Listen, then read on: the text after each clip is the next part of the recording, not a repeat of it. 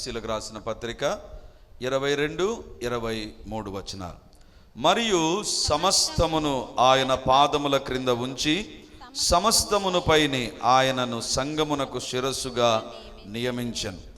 ఆ సంఘము ఆయన శరీరము, సమస్తమును పూర్తిగా నింపుచున్న వాని సంపూర్ణతయై ఉన్నది. దేవుని బిడ్డలారా, ఈరోజు దేవునిలో ఉండేటువంటి ఒక లక్షణాన్ని గురించి మనతో మాట్లాడాలని ఆశపడుతూ ఉన్నాడు. బైబిల్ గ్రంథంలో చూస్తే దేవునిలో అనేకమైన లక్షణాలు మనకు కనబడతాయి.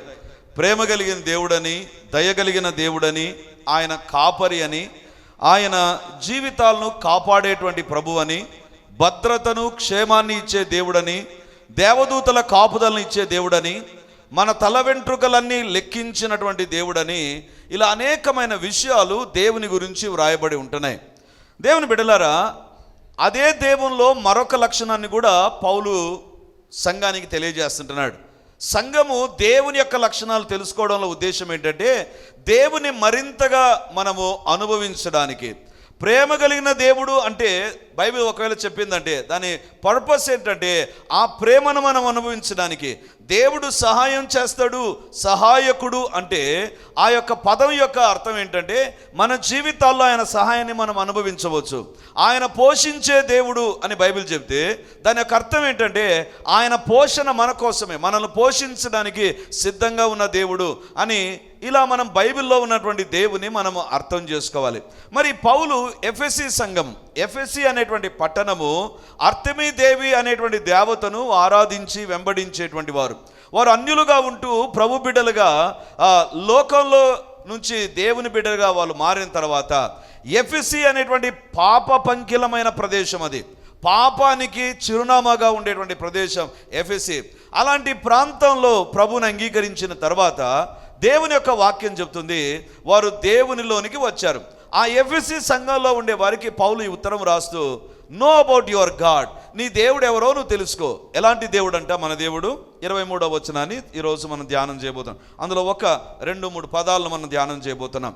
ఆ సంఘము ఆయన శరీరము, సమస్తమును పూర్తిగా నింపుచున్న వాని సంపూర్ణతయై ఉన్నది. దేవుల్లో ఉండేటువంటి ఒక లక్షణం ఏంటంటే, పూర్తిగా కాదు, సమస్తమును పూర్తిగా నింపుచున్నవాడు, సమస్తమును పూర్తిగా నింపుచున్నటువంటి దేవుడు. అంటే ఎక్కడెక్కడ ఖాళీతనం ఉందో ఆ ఖాళీతనాన్ని సమస్త ఏరియాలో, అంటే ఎక్కడెక్కడ ఖాళీతనం ఉందో ఆ ఖాళీతనాన్ని నింపడానికి ఎవరంట? దేవుడు. సమస్తమును పూర్తిగా నింపుచున్న వారిని సంపూర్ణతయై ఉన్నది. దేవునిలో ఉండేటువంటి లక్షణం ఏంటంట, ఆయన సమస్తమును పూర్తిగా నింపుతాడంట. అంటే ఖాళీగా ఉన్నటువంటి దాన్ని ఖాళీగా ఉంచడు. దేవుని యొక్క లక్షణం ఏంటంటే ఖాళీతనాన్ని నింపేటువంటి దేవుడు. అందుకే ఈరోజు మనం ధ్యానించేటువంటి అంశం ఏంటంటే, నీ యొక్క నా యొక్క ఖాళీతనం ఏదైనా నింపే దేవుడు ఉన్నాడు. ఆయన యొక్క లక్షణం ఏంటంటే, దేన్ని బట్టి ఖాళీ అయినా ఆ ఖాళీతనాన్ని దేవుడు నింపాలని ఆశపడతాడండి. ఎందుకంటే దట్ ఈస్ హిస్ నేచర్, అది దేవుని యొక్క స్వభావం. బైబిల్ చెప్తుంది, సమస్తమును పూర్తిగా నింపుచున్న దేవుడు ఎవరు? పౌలు చెప్తుంటున్నాడు, ఎఫెసీ సంఘస్థులారా అర్థం చేసుకోండి, నో యువర్ గాడ్, నీ దేవుడు ఎవరో తెలుసుకో. ఎలాంటి దేవుడు ఆయన? సమస్తమును పూర్తిగా నింపుచున్నవాడు, సమస్తమును పూర్తిగా నింపుచున్నటువంటి వాడు. దేవుని బిడ్డలారా, దేవునిలో ఉండేటువంటి ఈ లక్షణం మనం ఈరోజు ధ్యానం చేయబోతున్నాం. దేవుడు దేన్ని నింపుతాడు? అది కూడా పౌలు అంటున్నాడు, సమస్తమును పూర్తిగా. అంటే సమస్తమును ఎవరు పూర్తిగా నింపలేరండి, కానీ బైబిల్లో వ్రాయబడింది, he is capable of doing that. దాన్ని చేయడానికి ఆయన సామర్థ్యం కలిగిన దేవుడు, సమస్తమును పూర్తిగా నింపుచున్నవాడు. దేవుని బిడ్డలారా, ఈరోజు దేవుడు పూర్తిగా దేని నింపుతాడు? ఎలా నింపేటువంటి టాలెంట్ మన దేవునికి ఉంది. ఆయన యొక్క నింపుదల ఏ రకంగా ఉంటుంది, ఆయన ఖాళీతనాన్ని ఏ రకంగా నింపుతాడు అనేటువంటిదే దేవుని యొక్క వాక్యంలో నుంచి మనం చూడబోతుంటున్నాం. దేవుని యొక్క గొప్ప శక్తి సామర్థ్యం ఎలాంటి ఖాళీతనం నింపుతుందంటే, ఆదికాండం 1వ అధ్యాయం 2వ వచనాన్ని మనం చదువుకుందాం. భూమి నిరాకారంగాను శూన్యంగాను ఉండెను, చీకటి అగాధ జలము పైన కమ్మియుండెను, దేవుని ఆత్మ జలములపైన అల్లాడుచుండెను. భూమి నిరాకారముగాను, రెండవ లైన్లో ఉంటుంది, శూన్యముగాను ఉండెను. భూమి ఏ రకంగా ఉందంట? ఆదికాండం 1వ అధ్యాయం 2వ వచనంలో ఖాళీగా ఉందంట. ఖాళీలో కూడా సూపర్లేటివ్ డిగ్రీ ఒకటి యూజ్ చేశాడు అక్కడ మోషే భక్తుడు. ఏమంటున్నాడంటే శూన్యముగా ఉండెను. జనాలు లేక ఖాళీగా ఉన్నారంటే కొంచెం జనాలు ఉన్నారు కానీ ఎక్కడో కొంచెం ఖాళీతనం ఉంది. శూన్యం అంటే ఇంకేం లేదు, ఏమీ లేదు. దేవుని బిడ్డలారా, బైబిల్లో వ్రాయబడింది భూమి ఏ రకంగా ఉందంట? శూన్యముగా ఉండెను. శూన్యముగా ఉన్నదంట. దేవుని బిడ్డలారా, ఇప్పుడు ఈ యొక్క శూన్యముగా ఉండేటువంటి భూమిని ఎఫెసీయులకు రాసిన పత్రిక 1వ అధ్యాయం ఇంతవరకు చదువుకున్న 23వ వచనం, సమస్తమును పూర్తిగా నింపుచున్న దేవుడు చూశాడండి. సమస్తమును పూర్తిగా నింపుచున్న దేవుడు చూశాడు. అంటే ఇప్పుడు ఒకసారి ఆలోచన చేద్దాం. మన వీధిలో ఖాళీగా ఉందంటే ప్రభుత్వం వారు ఏం చేస్తారంటే కొంచెం నీట్గా ఉండడానికి తొట్లు తెచ్చి పెడతారు. ఎన్ని తెచ్చి పెడతారు? ఆ యొక్క వీధికి సరిపోయినటువంటి, అంటే ఫుల్గా ఏమి నింపరు. ఎక్కడ ఖాళీగా ఉంటుంది అక్కడ ఖాళీ పెట్టి కొంచెం ఖాళీలను పూరిస్తారు, ఫిల్ ఇన్ ద బ్లాంక్స్ అంతే. దేవుని బిడ్డలారా, అలాంటి దేవుని ఎదుటికి భూమి వచ్చింది, శూన్యముగా ఉండేటువంటి భూమి వచ్చింది. దేవుని బిడ్డలారా, ఈ దినాన భూమిని గురించి కొద్దిగా మీ ఎదుట నేను ఉంచాలని కోరుతుంటున్నా. జియోగ్రఫీ గురించి మీ ఎదుట నేను ఉంచాలని కోరుతుంటున్నా. ఏంటంటే దేవుని యొక్క కెపాసిటీ ఏంటో మనకు అర్థం కావాలి, దేవుని యొక్క శక్తి సామర్థ్యాలు అనేటువంటివి అర్థం కావాలి. దేవుని బిడ్డలారా, ఇప్పుడున్నటువంటి భూమి ఆదికాండం 1వ అధ్యాయం 2వ వచనంలో లేదు. ఆ భూమి ఏ రకంగా ఉందంటే శూన్యముగా ఉంది.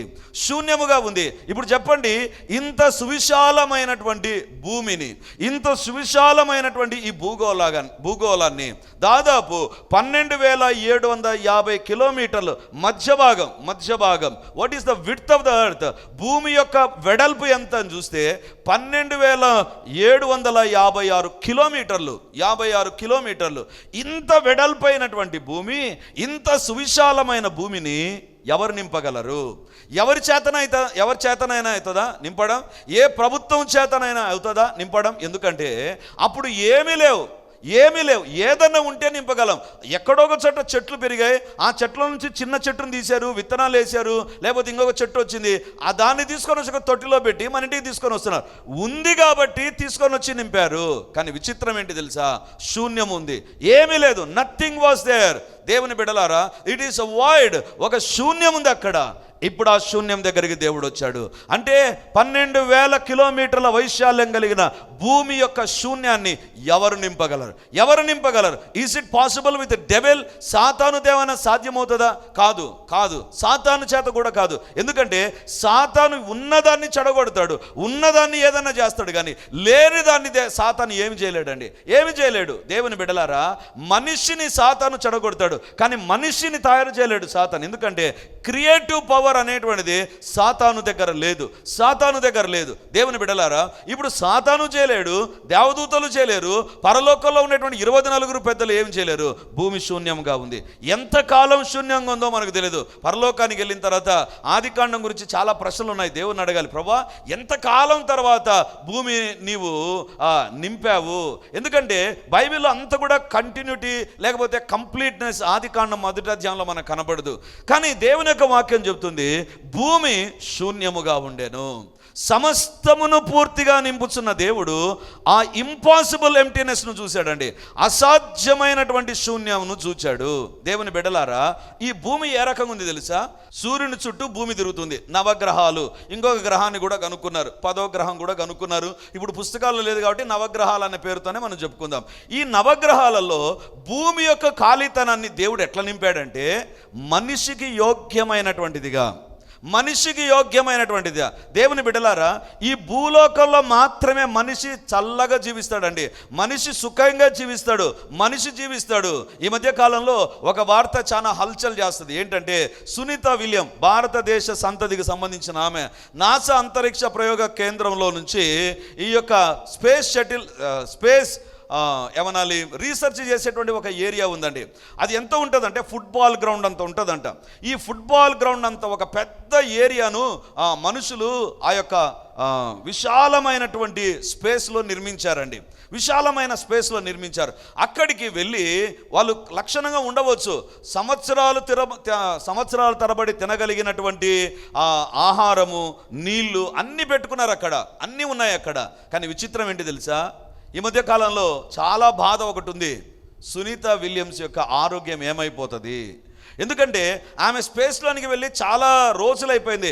ఏదో 15 రోజులకి 20 రోజులకు వస్తుంది అనుకుంటే దాదాపు 100 రోజుల పైన అయిపోయింది. ఆమె అక్కడ ఉండలేక పోయినప్పుడు సునీత ఏ రకంగా ఉన్నింది, ఆ తర్వాత ఇప్పుడు ఏ రకంగా ఉంది, చాలా పక్క చిక్కిపోయింది. అన్నీ ఉన్నాయి, తినడానికి తిండి ఉంది, తాగడానికి నీళ్ళు ఉన్నాయి, అన్నీ ఉన్నాయి. బట్ అది మనిషికి యోగ్యమైనటువంటి స్థలం కాదు. భూమినొక్కదాన్ని దేవుడు నింపడం ప్రారంభించాడండి. ఎలా నింపాడు తెలుసా? దేవుని బిడలారా, ఏ గ్రహంలో లేనటువంటి భూమిలో ఉన్నాయి. ఏంటి? రెండు ప్రాముఖ్యమైన, ఒకటి నీరు, రెండవదిగా ఆక్సిజన్. ఏ గ్రహంలో లేవండి ఇవి. ఏ గ్రహంలో మనిషి ఏం చేస్తాడంటే నీళ్ళు ఉన్నాయేమో, నీళ్ళ ఆనవాళ్ళు ఉన్నాయేమో, నీళ్ళ యొక్క ఆచూకేమైనా లభిస్తుందేమో అని వెతుకుతారు. ఎక్కడ చేసినా కూడా దొరకదు. పాపం వాళ్ళు బైబిల్ చదివితే కొంచెం మేలేమో శాస్త్రవేత్తలు. కోట్లు నష్టం కాకుండా అందరికీ కొంచెం డబ్బు పంచినా కూడా అందరం మంచిగా ఉంటాం మనం.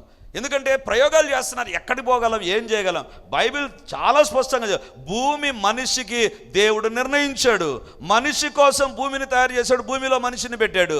అంటే it is a habitation place for a human. ఒక మానవుడు భూలోకంలో మాత్రమే సుఖంగా జీవించగలడు. దేవుని బిడలారా, నీరు అనేటువంటిది దేవుడే మానవునికి అవైలబుల్గా ఉంచాడు. ఈ నీళ్ళను మనం ఫిల్టర్ చేసుకుంటాం, ఈ నీళ్ళలో కలర్ కలిపి దాన్ని సోడా చేస్తాం, దాన్ని ఇంకోటి చేస్తాం. అదే నీళ్ళే లేకపోతే ఏం చేయలేం మనం. దేవుని బిడ్డలారా, నీటిని దేవుడు ఇచ్చాడు. భూమిని దేంతో నింపాడు తెలుసా? నీటితో నింపాడు. భూమిని దేంతో నింపాడు తెలుసా? ఖనిజాలు, లవణాలు, వాటితో నింపాడు. భూమిని దేనితో నింపాడు తెలుసా? చెట్లతో నింపాడు. మీరు అనొచ్చు, బ్రదర్ చెట్లను గురించి ఎందుకు చెప్తున్నారు? 3 ట్రిలియన్ల చెట్లు ఉన్నాయి. 3 ట్రిలియన్స్ అంటే ఎంత చెప్పాలి, ఎంతని లెక్కాచారం వేయచ్చు అంటే, 1 ట్రిలియన్ అంటే 12 సున్నాలు, ఒకటి పక్కన 12 సున్నాలు పెడితే ట్రిలియన్. అలాంటిది 3 ట్రిలియన్ల చెట్లు భూమిపైన ఉన్నాయంట. మరి ఎట్లా లెక్కించారో నాకు తెలియదు. ఎట్లా లెక్కించారని మాత్రం నన్ను అడగొద్దు, ఎందుకంటే అది వాళ్ళకే సాధ్యం అవుతుంది. ఎట్లా లెక్కించారో మళ్ళీ ఒక్కొక్క చెట్టు దగ్గర మన ఇంట్లో ఉండే ఈ ఫంక్షన్ హాల్ చుట్టూ ఉండేటువంటి చెట్లని మనం ఏ రోజు లెక్కించాం. మళ్ళీ వాళ్ళు ఇవి కూడా లెక్కించినారా లేదా నాకు తెలియదు. కానీ ఒకటి మాత్రం గూగుల్ చెప్తుంది, 3 ట్రిలియన్ల చెట్లు ఉన్నాయి. ఎందుకు చెప్తున్నానంటే, ఆ 3 ట్రిలియన్ల చెట్లు లేకపోతే నీవు బ్రతకడానికి అవసరమైన ఆక్సిజన్ లేదు. ప్రపంచానికి అవసరమైనటువంటి ఆక్సిజన్ అమెజాన్ అడవుల నుంచి వస్తుందని చెప్తారు. ఎందుకంటే దేవుడు చెట్లను కలుగజేశాడు. సృష్టిలో దేవుడు భూమిని నింపాడు. దేనికోసం నింపాడు తెలుసా? నీకు నాకు అవైలబుల్గా ఉండడానికి.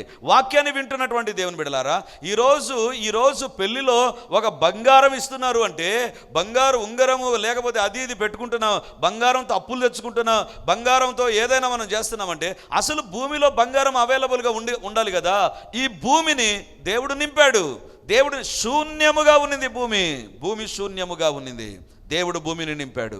దేవుని బిడ్డలారా, ఒక రకంగా ఆలోచన చేస్తే ఎవ్వరూ ఏమి చేయలేక, ఆ భూమిని నింపలేక, we're unable to do this, hands off అని ఒకవేళ అన్నారేమో, మా చేత కాదని చేతులెత్తేసారేమో, అప్పుడు సమస్తమును పూర్తిగా నింపుచున్న దేవుడు భూమిని దర్శించాడు. హల్లెలూయా, హల్లెలూయా. దేవుని బిడ్డలారా, ఈరోజు చెట్ల నుంచి ఇంకొక చెట్టును ఏమైనా మనిషి క్రాస్ బ్రీడ్ చేసి తీసుకురాగలడేమో కానీ, చెట్టుకు ఇంకొక చెట్టును అంటుకట్టి కొత్త రకమైనటువంటి దాన్ని తీసుకురాగలడేమో కానీ, అసలు చెట్లనే దేవుడు చేయకపోతే మనిషి పరిస్థితి ఏంటి? దేవుని బిడ్డలారా, ఒకవేళ భూలోకంలో చెట్లు లేకపోతే మనమందరం ఇట్లా కూర్చునే వాళ్ళం కాదు. మన పక్కన ఒక సిలిండర్ ఉండాలి, ఒక మూతికి ఒక క్యాప్ ఉండాలి, పెట్టుకొని పోతాను. ఉద్యోగానికి పోయినా ఒక సిలిండర్, ఇంట్లో పని చేసుకుంటున్నా సిలిండర్ ఉండాలి. ఈరోజు సిలిండర్ లేకుండా మర్యాదగా మట్టసంగా కూర్చున్నాం, చర్చిలో వాక్యం వింటున్నామంటే దేవుడు సంపూర్తిగా నింపుచూ ఉన్నాడు. హల్లెలూయా, హల్లెలూయా. దేవుని బిడలారా, వీళ్ళు 3 ట్రిలియన్లు అని చెప్తే నాకు అర్థం కాలేదు. కొత్త చెట్లు వస్తాయి కదా, ఇప్పుడు కొత్త విత్తనం వేసి ఇంకో చోట నాటుతాము, లేకపోతే చెట్ల పెంపకం అనేటువంటిది జరుగుతుంది, లేకపోతే వనోత్సవం అనేటువంటిది కదా, వనోత్సవం ఏదో అంటారు దాన్ని. సో ఏమంటారు, ఈ యొక్క ఫారెస్ట్ డిపార్ట్మెంట్ వాళ్ళు ఏం చేస్తారంటే చెట్లు పంపిణీ చేస్తారు, ఇంటి దగ్గర పెంచుకోండి. మరి ఎన్ని మిలియన్ల ట్రిలియన్ల చెట్లు ఉన్నాయో. దేవుని యొక్క శక్తి ఎలాంటిది తెలుసా? ఎవ్వరు నింపలేని ఖాళీతనం భూమిని దేవుడు నింపాడు. అందుకే పౌలు ఎఫెసు సంఘానికి పరిచయం చేస్తున్నాడు. నీ దేవుడు ఎవరు తెలుసా? ఏదో ఒక విగ్రహాన్ని చూసి లేదా ఒక దేవతను మీరు తయారు చేసుకొని ఆ దేవునిలాగా అనుకుంటున్నారేమో. No no no, he's not created by a human. మనిషి ద్వారా కలగజేయబడిన దేవుడు కాదు ఆయన. ఆయన సృష్టిలో లేనిదాన్ని కలగజేశాడు. ఆయన లేనిదాన్ని సంపూర్తిగా నింపాడు. దేవుని బిడ్డలారా, ఎలాంటి దేవుని మనం సేవిస్తున్నాం తెలుసా? సంపూర్తిగా భూమి ఈరోజు భూమిగా ఉంది అంటే భూమికి ఒక భ్రమణం, భూమికి ఒక ఆర్బిట్, భూమికి ఇవన్నీ ఉన్నాయంటే సంపూర్తిగా నింపుచున్న దేవుడు ఉన్నాడు. దేవుని బిడ్డలారా, అసలు భూమిపైన నీళ్లు ఉన్నాయి, మిగతా గ్రహాల్లో ఎందుకు లేవంటే కరెక్ట్ డిస్టెన్స్లో దేవుడు భూమిని పెట్టాడండి. సూర్యుడి నుంచి కరెక్ట్ డిస్టెన్స్లో భూమిని పెట్టాడు. అందుకే భూమిపైన నీళ్లు ఉన్నాయి. సైన్స్ చెప్తుంది ఒక్క అడుగు అంటే ఇంత దూరమే కదా, ఇంత దూరమే. ఇంత దూరం భూమి ఎట్లా జరిగిందంటే భూమిపైన ఉండే నీళ్ళన్నీ గడ్డ కట్టుకొని పోతాయి. ఫ్రిడ్జ్ ఏం అవసరంలా, లక్షణంగా భూమిలో ఐస్ ఎంత కావాలంటే అంత ఉంటుంది మన పిల్లల కోసం. ఒకవేళ ఒక్క అడుగు వెనక్కి జరిగిందంటే భూమిలో ఒక చుక్క నీళ్ళు ఉండవంట. కరెక్ట్ డిస్టెన్స్లో భూమి తిరుగుతూ ఉంది. అందుకే భూమి మాత్రమే నరునికి యోగ్యమైనటువంటిది. దేవుని బిడ్డలారా, ఈరోజు దేవుడు ఎవరు తెలుసా? సంపూర్తిగా నింపుచున్నవాడు. సంపూర్తిగా నింపుచున్నవాడు. Everybody were failed in front of earth. భూమి ఎదుట ప్రతి ఒక్కరు ఓడిపోయినటువంటి వాళ్ళే. ఎవరైనా ఉంటే, ఎవరైనా నింపాలనుకుంటే, ఎందుకు తెలుసా? ఎవరి చేత నింపడం కాదు, కానీ దేవుడు భూమిని మనిషికి నివాస యోగ్యంగా చేశాడు, భూమిని నింపాడు. అందుకే భూమిని నింపిన తర్వాత అప్పుడు మానవునితో అంటాడు, మీరు కూడా భూమిని నింపండి, మీరు కూడా భూమిని నింపండి. ఈరోజు మనిషి ఇంకొక మనిషికి జన్మ ఇస్తుంటున్నాడు అంటే మనిషిలో దేవుడు పెట్టినటువంటి ఒక వ్యవస్థ, ఒక సిస్టమ్ ఉందండి. ఆ సిస్టమ్ను బట్టే భూమి మనుషులతో నిండుతూ ఉంది. అసలు ఆ సిస్టమే దేవుడు క్రియేట్ చేయకపోతే ఏమైపోయిండు మనిషి? ఈ దినాన చాలా ఆపరేషన్స్ వచ్చాయి. అంటే మనిషి యొక్క సెక్స్ను కూడా మార్చేటువంటి ఆపరేషన్స్ వస్తున్నాయి. But one thing is very sure, మనిషి ఇంకొక మనిషిని మాత్రం తయారు చేయలేడు. It is impossible. It is only possible with God. దేవుని ద్వారా మాత్రమే సాధ్యమవుతుంది. భూలోకాన్ని చెట్లతో నింపినటువంటి దేవుడు మన దేవుడు. భూలోకాన్ని మనిషికి యోగ్యంగా తయారు చేసిన దేవుడు మన దేవుడు. భూలోకాన్ని మనుషుల చేత నింపుచున్నటువంటి దేవుడు. We call it as a population explosion. భూమి పైన జనాభా విస్ఫోటం జరుగుతుంది అంటే జనాభా నియంత్రణ లేక ఎంతగానో జనాభా పెరుగుతుంది. అసలు భూమిని జనములతో నింపేటువంటి ప్రక్రియ ఎవరు ప్రారంభించారు? మనిషిని దేవుడు డిజైన్ చేసినప్పుడు, పురుషుని స్త్రీగా డిజైన్ చేసినప్పుడు దేవుడు భూమిని నింపడానికి యోగ్యమైన విధానంలో తయారు చేశాడు. ఈరోజు దేవుని యొక్క వాక్యములో మొట్టమొదటిగా ఎలాంటి దాన్ని నింపుతున్నాడు తెలుసా? ఇంపాసిబుల్ దాన్ని దేవుడు నింపాడండి. అసాధ్యమైనటువంటి భూమిని దేవుడు నింపాడు. అసాధ్యమైన, అందుకే పౌలు అంటున్నాడు, సంపూర్తిగా నింపుచున్నవాడు మన దేవుడు. ఖాళీతనం ఏదైతే ఉందో దాన్ని సంపూర్తిగా నింపుచుంటున్నాడు. You are serving a great God. నేను ఎలాంటి దేవుని సేవిస్తున్నాం తెలుసా? నేను ఎలాంటి దేవుని సేవిస్తున్నాం తెలుసా? ఎవరి చేత కానటువంటిది, ఎవరి ద్వారా కానటువంటిది నేను సేవిస్తున్న యేసయ్య ద్వారానే కలిగింది. హల్లెలూయా, హల్లెలూయా, హల్లెలూయా. అందుకే యోహాను సువార్త 1వ అధ్యాయంలో కనపడుతుంది. చూడాల్సిన పని లేదు. కలిగినది ఏది ఆయన లేకుండా కలగలేదు. ఏదైనా భూలోకంలో ఉందంటే it is only because of Jesus. యేసయ్యను బట్టే. ఇంకొక ఉదాహరణ చూపించి నేను ముందుకు వెళ్తాను. యోబు గ్రంథం 37వ అధ్యాయం 11వ వచనం. మరియు ఆయన దట్టమైన మేఘమును జలములతో నింపును, తన మెరుపుగల మేఘమును వ్యాపింపజేయును. ఆయన వలన నడిపింపబడినవై నరులకు నివాస యోగ్యమైన భూగోళం మీద మెరుపును మేఘములను సంచారం చేయును. చాలు. నరులకు నివాస యోగ్యమైన భూమిపైన ఏవి తిరుగుతాయంట? బైబిల్లో చూడండి, ఏవి తిరుగుతాయంట? మేఘము. అది కూడా దట్టమైన మేఘము. మధ్యాహ్నం కడపలో ఒకవేళ పేపర్లో వాళ్ళని అడిగితే ఎట్లా వర్షం పడిందంటే ఏమంటారు తెలుసా? దంచి కొట్టింది వర్షం అంటారు కదా. ఎట్లా దంచి కొట్టింది? ఎవడు దంచి కొట్టించాడు? నీ ఇంట్లో రోకలు బండి ఉంటే నువ్వు దంచుతావు, మరి అది పైనుంచి ఎట్లా దంచింది? ఆ మేఘాలు ఎట్లా వచ్చాయి? ఆ మేఘాలు ఆకాశంలో నింపినటువంటిది ఎవరు? బైబిల్లో వ్రాయబడింది, ఆయన దట్టమైన మేఘమును జలముతో నింపును. మేఘాల్లో నీళ్ళు ఉన్నాయంటే it is only possible with God. దేవుని ద్వారానే మనిషి ఇది నన్ను ఆర్టిఫిషియల్ మేఘాలను క్రియేట్ చేస్తుంటున్నాడు అండి. They call it as a cloud seeding. అంటే మేఘమథనం అంటారు కదా. మేఘమథనం అంటే మేఘాలపైన వెళ్ళి వాళ్ళు సిలికాన్ను వాళ్ళు అలా చల్లితే మేఘాలు ఘనీభవించి వర్షం పడతాయి. దేవుని బిడ్డలారా, దానికి ఒక పైలట్ ఉండాలి, ఒక హెలికాప్టర్ పోవాలి, పైకి వెళ్ళాలి, మేఘాల అంత వెళ్ళాలి. ఒకవేళ మేఘాలు పక్క జరిగాయంటే మళ్ళీ మేఘం దగ్గరికి పోవాలి. ఇంకా మేఘాలన్నీ దూరంగా వెళ్ళిపోయాయంటే పరిగెత్తాలి మేఘం వెంబడి.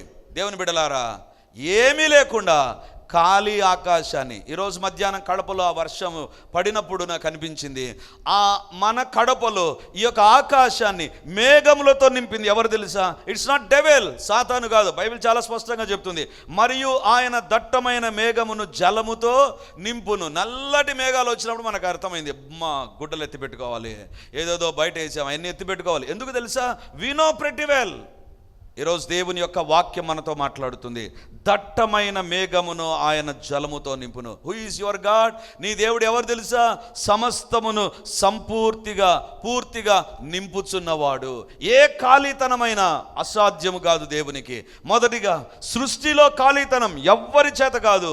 భూమి శూన్యముగా ఉండెను, శూన్యం, నథింగ్ వాజ్ దేర్.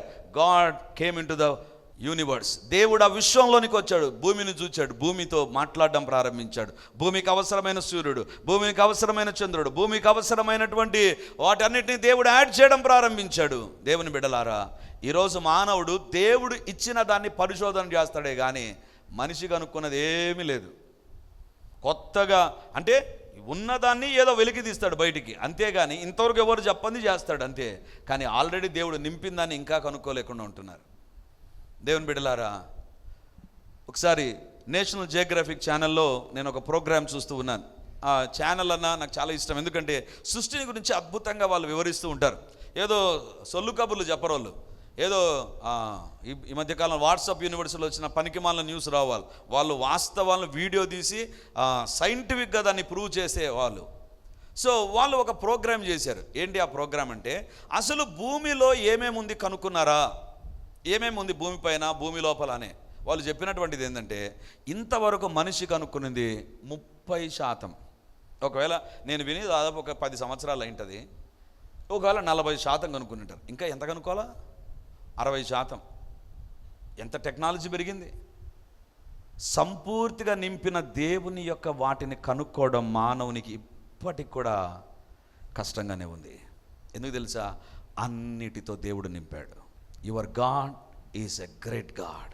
నీ యొక్క నా యొక్క దేవుడు ఎంత శక్తి కలిగిన దేవుడు అంటే, భూమిలో 12,745 కిలోమీటర్ల వెడల్పు కలిగిన భూభాగాన్ని ఒక్క మాటతో నింపడం ప్రారంభించాడు. ఇప్పటికీ అది ఉన్నాయి.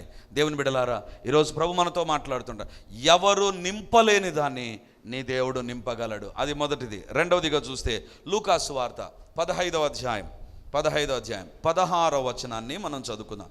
లూకాసు వార్త 15వ అధ్యాయం 16వ వచనం. వాడు పందులు తిని పొట్టుతో తన కడుపు నింపుకొని ఆశపడాను గాని ఎవడునూ వానికి ఏమీ ఇయ్యలేదు. అయితే బుద్ధి వచ్చినప్పుడు వాడు, నా తండ్రి యొద్ద ఎంతోమంది కూలివాండ్రకు అన్నం సమృద్ధిగా ఉన్నది, నేనైతే ఇక్కడ ఆకలికి చచ్చిపోవచ్చున్నాను. నేను లేచి నా తండ్రి యొద్దకు వెళ్ళి, తండ్రి, నేను పరలోకమునకు విరోధంగాను నీ ఎదుటను పాపం చేసి తిని ఇక మీదట నీ కుమారుడనని అనిపించుకొనుటకు యోగ్యుడను కాను. చాలు. దేవుని బిడ్డలారా, ఇక్కడ 16వ వచనంలో చూడండి, వాడు పందులు తిను పొట్టుతో తన కడుపు నింపుకొన ఆశపడెను. సాతాను ఎవరు అనేటువంటిది కొద్దిసేపు మీకు వివరించాలని కోరుతూ ఉన్నా. బైబిల్లో వ్రాయబడింది, తండ్రికి ఇద్దరు కుమారులు, తండ్రికి విస్తారమైన ఆస్తి ఉంది. ఒక కుమారుడు ఏం చేశాడంటే, తండ్రి దగ్గర ఉంటే నాకు బాగుండదు, తండ్రి ఇంటిలో నాకు క్షేమం లేదు, బయట ఎంతో ఉంది లోకం చూడాలనుకొని పాపం తండ్రి దగ్గర ఉండేటువంటి ఆస్తిని అంతటిని తీసుకొని దూరదేశానికి వెళ్ళిపోయాడు. దూరదేశానికి వెళ్ళి అక్కడ వ్యాపారం చేశాడు, అక్కడ పాపములో జీవించాడు, తన యొక్క డబ్బును వేశ్యల కోసం విస్తారంగా ఖర్చు పెట్టాడు. That's what Bible says. బైబిల్లో వ్రాయబడింది, బైబిల్ చెప్పేటువంటి మాట 16వ వచనం, వాడు పందులు తిను పొట్టుతో తన కడుపు నింపుకొన ఆశపడెను.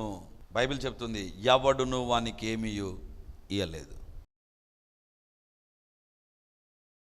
ప్రార్థన చేద్దాం. హల్లెలూయా. హల్లెలూయా, హల్లెలూయా.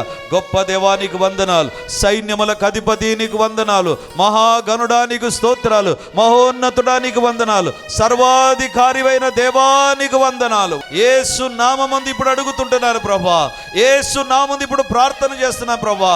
మా జీవితాల్లో మీరెవరో మేము తెలుసుకున్నాం ప్రభా.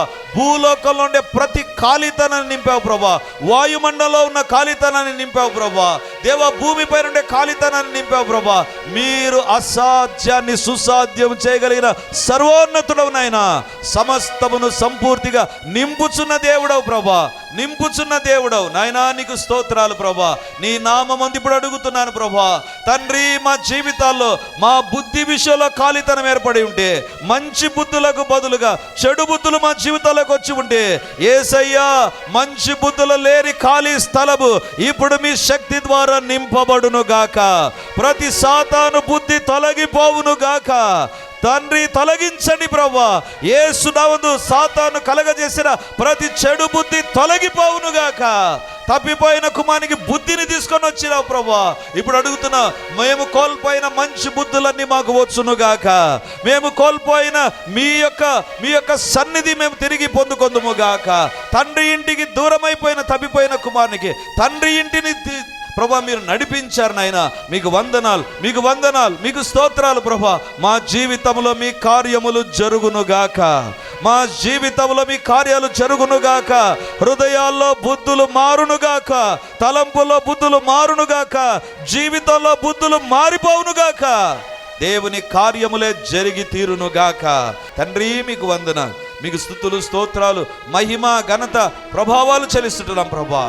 దేవా, మీరే కార్యాలు జరిగించి మహిమను పొందుమని మమ్మల్ని మేము తగ్గించుకుంటూ మీ నామాన్ని హెచ్చిస్తూ యేసయ్య నామముందు ప్రార్థించి అడిగి పొంది ఉంటున్నాము తండ్రి. ఆమేన్, ఆమేన్. విమోచన గడి అనే టీవీ కార్యక్రమాన్ని వీక్షిస్తున్న మీరు ప్రతి ఉదయ సాయంత్రాల్లో దైవ వాక్యము ద్వారా, ప్రార్థనల ద్వారా దీవించబడుతున్నారని నేను దృఢంగా నమ్ముతున్నాను. అంతేకాక మీరు తెలుపుతున్నటువంటి మీ సాక్ష్యాలు, మీరు అందిస్తున్నటువంటి మీ యొక్క ఫీడ్బ్యాక్ని బట్టి దేవునికి నేను స్తుతులు, స్తోత్రాలు చెల్లిస్తుంటున్నాను. గత సంవత్సర కాలంలో రెండంచుల ఖడ్గం అనేటువంటి పుస్తకాన్ని మేము విడుదల చేయడానికి ప్రభు కృపనిచ్చాడు. ఈ రెండంచుల ఖడ్గం పుస్తకము వెళ్ళినటువంటి ప్రతి కుటుంబానికి దీవెనకరంగా ఉంటూ దేవుని సాధనమై వాడబడి ఉండగా దేవునికి నేను స్తోత్రాలు చెల్లిస్తుంటున్నాను. ఒక సంవత్సర కాలంలోనే మొదటి ముద్రణ సంపూర్తిగా ప్రజలు పొందగలిగి వేలాది కుటుంబాలలో ఈ పుస్తకము దేవుని సాధనంగా వాడబడింది. దేవుని బిడ్డలారా, రెండవ ముద్రణతో ఈ రెండంచుల ఖడ్గం పుస్తకం గత దినాల్లో విడుదల చేయడానికి ప్రభు కృపనిచ్చాడు. ఈ రెండంచుల ఖడ్గ పుస్తకం యొక్క ఉద్దేశం ఏంటంటే, ఎవరైతే దీనిని ఉపయోగిస్తారో దేవుడు వారి జీవితాల్లో ఉపకారాలు చేయబోతున్నాడు.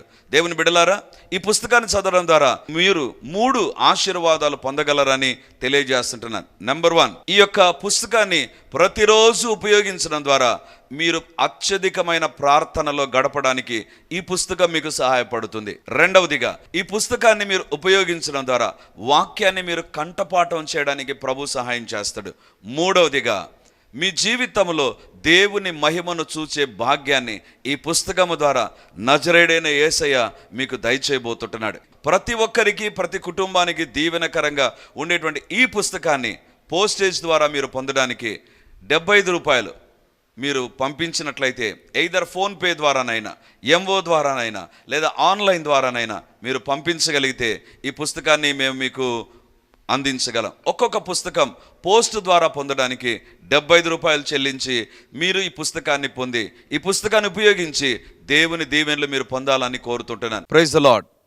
యేసుక్రీస్తు పరిశుద్ధ నామందు ఈ యొక్క విమోచన గడి అనే టీవీ కార్యక్రమాన్ని వీక్షిస్తున్నటువంటి దేవుని బిడ్డలారా, దేవుని యొక్క ఉచితమైన కృపను బట్టి ప్రతి ఆదివారం ఉదయం 9:30 గంటలకు మొదటి ఆరాధన రెడీమర్ చర్చిలో జరుగుతూ ఉంది. వందలాది మంది ప్రజలు హాజరై దేవుని దీవెనలు పొందుతుంటున్నారు.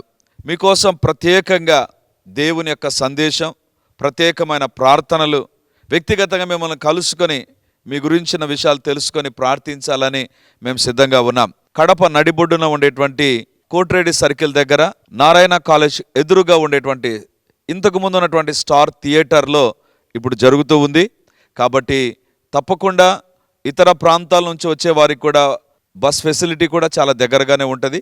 ప్రతి ఆదివారం ఉదయం 9:30కు జరిగేటువంటి ఆరాధనలో హాజరై దేవుని దీవెనలు పొందాలని కోరుతూ ఉన్నాను.